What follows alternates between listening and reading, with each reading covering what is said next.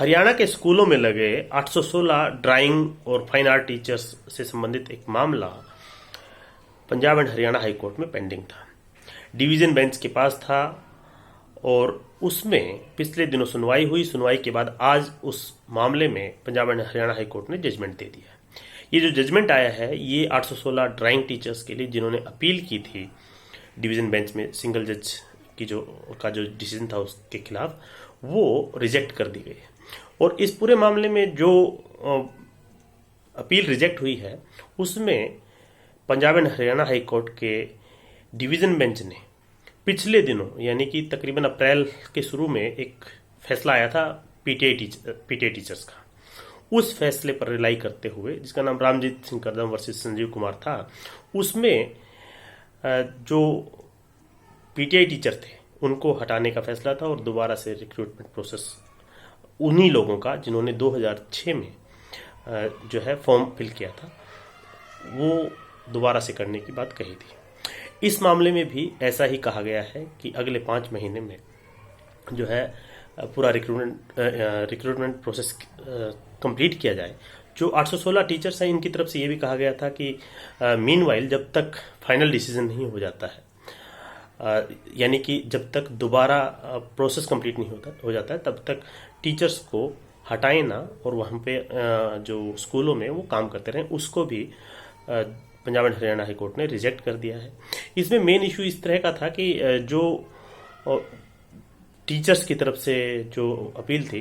कि इस जो पूरे प्रोसेस में कहीं मैलिस नहीं था, कहीं ऐसी दुर्भावना से काम नहीं किया गया था या कोई जो मेरिट के साथ कहिए या इस तरह से जो प्रोसेस में चेंज था। और रामजीत सिंह करदम का जो केस था और उसमें जो जजमेंट आया था उसमें भी सुप्रीम कोर्ट ने जो रीजनिंग दी थी, ये कहा था कि कोई गेम जैसे कोई प्रोसेस स्टार्ट होता है तो उसको आप बीच में चेंज नहीं कर सकते। और उसके बाद honourable Punjab and Haryana high court ने भी अपने जो पूरे केस में रामजीत सिंह करदम पर रिलाई करते हुए उसके डिफरेंट पैराग्राफ्स को कोट किया है, साइट किया है और उसमें बताया है कि किस तरह से ये केस भी उससे सिमिलर है। यानी कि Punjab and Haryana high court के डिवीजन बेंच ने उसे वैसा ही केस माना है, जैसा इस केस को वैसा ही माना है जैसा रामजीत सिंह करदम में था। उन्होंने कंपेयर करते हुए कहा कि कैसे एक ही दिन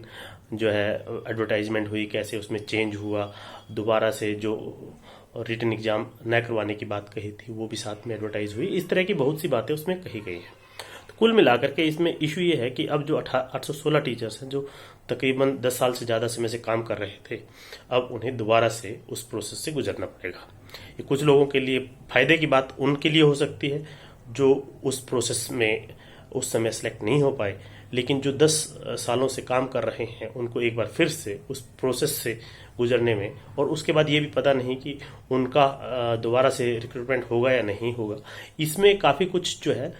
HSSC का जो चेयरमैन था उस समय का, उस पर काफ़ी कुछ कहा गया है क्योंकि उसमें जो चेंज हुआ था उस समय जो प्रोसेस का, वो HSSC के चेयरमैन ने इंडिविजुअल कैपेसिटी में किया है। उसमें ये कहा गया है कि क्योंकि कमीशन एक मल्टी मेंबर ऑर्गेनाइजेशन कहिए या जो कमीशन में कई लोग होते हैं, उसमें ना तो कहीं ये कहा गया था कि कोई एक मेंबर ये सारा काम कर सकता है, कोई ऐसा ऑर्डर या कोई ऐसा नोटिस नहीं था जिसमें पावर डेलीगेट की गई हो। तो इस तरह के कई इशू को कंसीडर करते हुए, सारी बातें कहते हुए कोर्ट ने 30 पेज का एक जजमेंट दिया है जिसमें कुल मिलाकर के कोर्ट ने वही किया है जो रामजीत सिंह करदम वर्सेस संजीव कुमार के केस में सुप्रीम कोर्ट ने अप्रैल में डिसीजन दिया था। अब इसमें वे फॉरवर्ड ये है कि इसमें जो है एप्लेंट जो थे जिनका कंटेंशन था और जिनकी पिटीशन को रिजेक्ट किया गया है वो सुप्रीम कोर्ट जाएंगे। लेकिन सुप्रीम कोर्ट में भी क्योंकि कुल मिलाकर के जब एक ही तरह के डिसीजन नीचे से के कोर्ट से ऊपर तक आते हैं, सिंगल बेंच, डबल बेंच और सुप्रीम कोर्ट, तो क्योंकि एक वैसा ही केस पहले डिसाइड हो चुका है तो अब इस पर काफ़ी कुछ डिपेंड करेगा कि जब सुप्रीम कोर्ट में SLP जाएगी तो उस समय अगर सुप्रीम कोर्ट उसमें नोटिस इशू कर देता है तो हो सकता है कि कुछ सालों तक और जो है